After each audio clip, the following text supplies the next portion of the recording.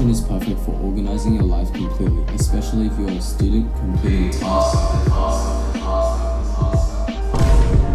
I've left timestamps throughout the video to save you some time. They will all be in the description below. Anyways, this is a tutorial to help you set up a database to keep track of all of the things you need to do. First, open up Notion and create a new page and type in /table view. This will bring up a new database view that shows a table, as you can see. If you look up a little further, you can see next to the blue button there are icons. These are the options where you can edit the entire table.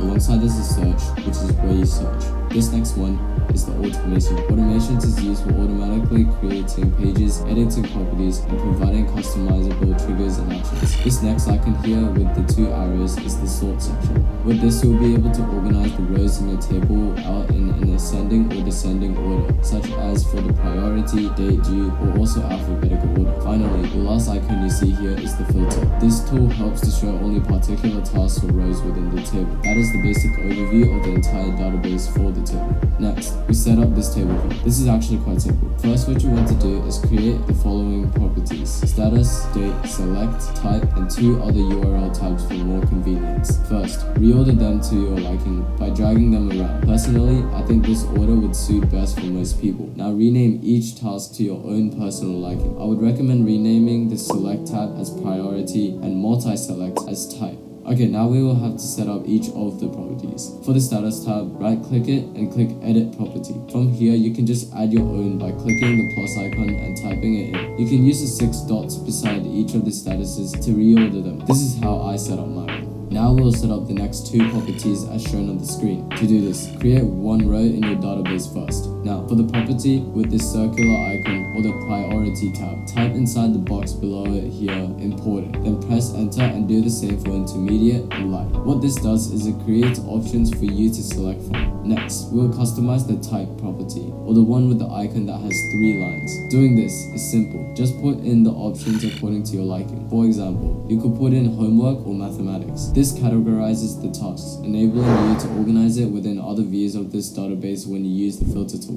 Now this database is almost completely set up. Last thing left is the sort and filter. Sort has the option of using ascending and descending order, which organizes the rows out depending on the labels you put on it. Just to show you guys, this is what happens when you use ascending order in the sort section for the date. The rows are automatically organized into ascending order. This is what you need to do to set it up. First, click on the sort icon, which consists of 2 arrows. Then you select which property you want to sort. For now, let's select a date. What you'll see now is a line found in between the property you selected and a button saying add filter. Click on the blue button where the name of your property you just selected is found, and you will have 2 drop downs to choose from. I would recommend selecting ascending order, as this will organize the rows with the closest deadlines to come before the one with further deadlines.